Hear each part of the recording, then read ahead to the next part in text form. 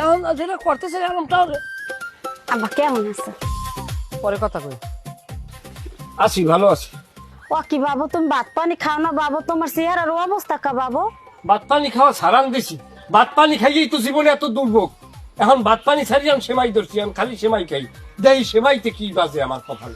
বাবু মাথা গরম করো না, আমি যে গোস্ত দিয়ে কতদিন ধরে ভাত খাইতে রি না বাবা, হ্যাঁ তোমার আমি কইতে পারবো না বাবু। কে খান না কা গোস্ত দিয়ে ভাত? কেমনি খামু?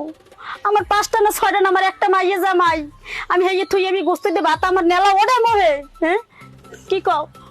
খায় না। হ্যাঁ এই যে মুগো বাড়ি যে আমুরোটা হাইয়ে যাবো দিয়ে ফিরে যে তোমার লাগে এখনো থুইয়ে দিছি আমি খাই নাই।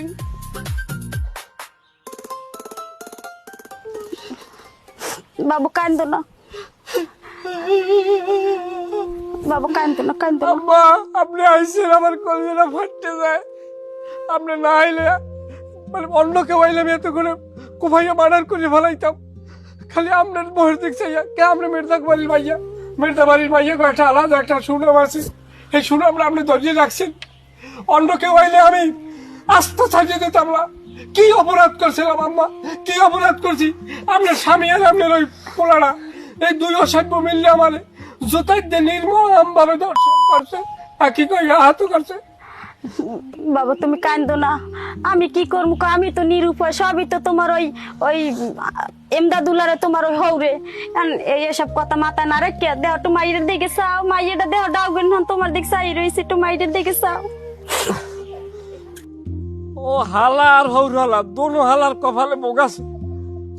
খুব করাঙ্গার ছাও আমি দেখাইছি আর মুখ।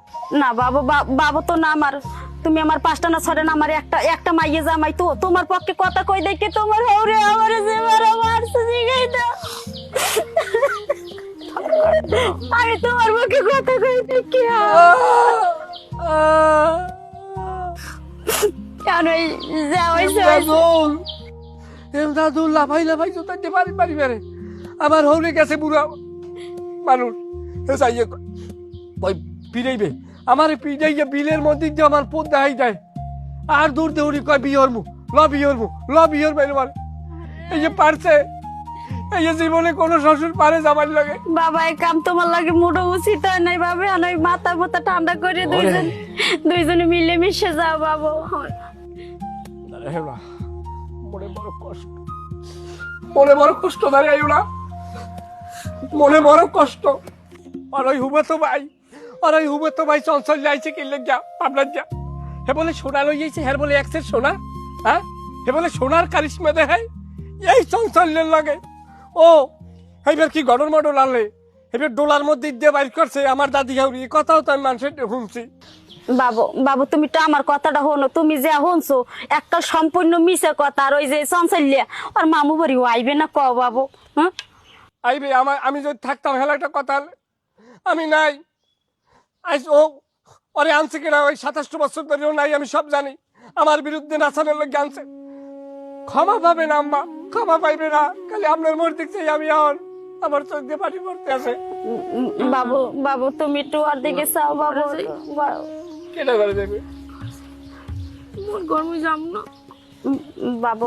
বাবু আর একটু ধরো, দেহ মুরের সান্নান দইসি ঘরে ধরো বাবু একটু ধরো। ও মুগো বাড়তে রয়েছে তুমি জানো না, মুই তো মা, মুই তো দেখছি তোমার লাগি কত কি করছে, কত কাঁদছে বাবু। আমিও কাঁদছি বাবু তোমার লাগিয়া। তোমাকে শান্তি দিতে আমার শান্তি বাবু, তোমরা দুইজনে সুখী হইলে আমরাও সুখী। কান্দে না বাবা, কান্দে না, কেমনে কান্দতে লাগছে বাবু। কান্দো না বাবু, কান্দো না, যাও ঘরে যাও বাবু। চোখ মুখে দিয়ে সাউন্ড যায় না, কয়েকটা দেরি জানি ভাত পানি খায় না।